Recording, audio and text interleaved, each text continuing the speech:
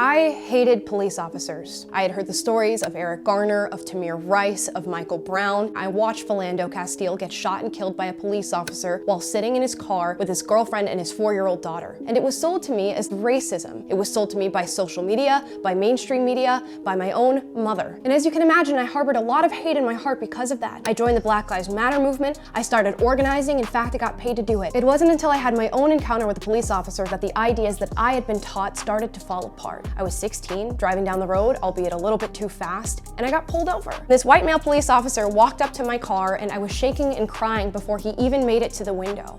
I rolled the window down and I think he noticed immediately the fear that I had in my eyes. And he said to me, "I'm not here to hurt you." I thought one of two things. Either A, I'm being lied to, and I've been lied to my entire life, or B, I just met the one good police officer in America. So I decided to do some research. I wanted to confirm in my head that yes, American police are systemically racist, so that this encounter didn't shatter my entire worldview. But I found evidence to the contrary. Let's get into it.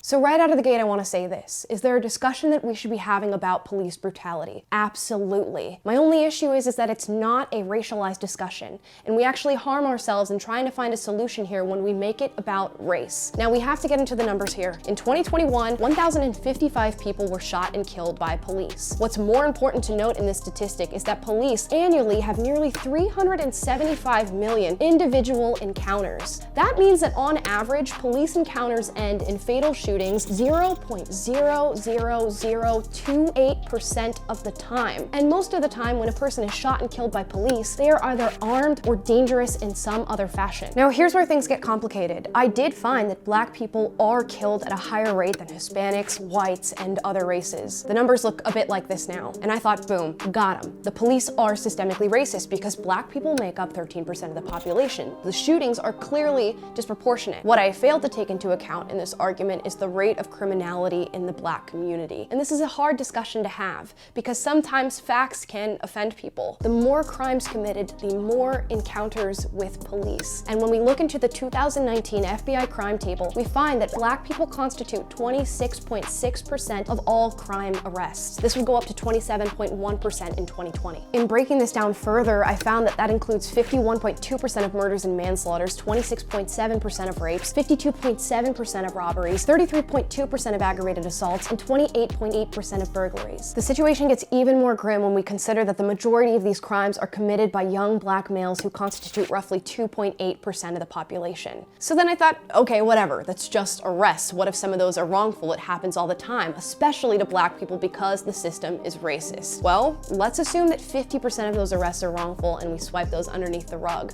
The crime rate would still be disproportionate to the size of the Black population. And I'll say it again, the more crimes committed, the more encounters with police. Now, if you go and read into these encounters, which I did, you'll find that most Black people fatally shot by police officers are armed, and those who aren't are often shot while evading arrest or posing some other threat to the officer. Now, I found that if police officers were truly targeting Black people, the rates of fatal shooting would look a lot more like the crime rates in Black communities, and they don't at all. In fact, I even stumbled on a study out of Washington State University that showed that officers were far more hesitant to shoot Black suspects than white suspects, and when they did shoot Black suspects, they took longer and they made fewer mistakes. The worst part for younger me was not finding that what I was saying was untrue. The worst part was actually finding that what I was saying was harmful to the communities that I thought that I was protecting. They're the ones who need the police most. Let's look at LA, for example. Just miles away from where I live is Southeast LA. There lies Watts, one of the most dangerous areas you can live in California. I work personally with police officers who are stationed in these areas. I've seen the devastating effects of having under-resourced law enforcement. I've seen horrible acts of violence committed to the young people who live in these neighborhoods.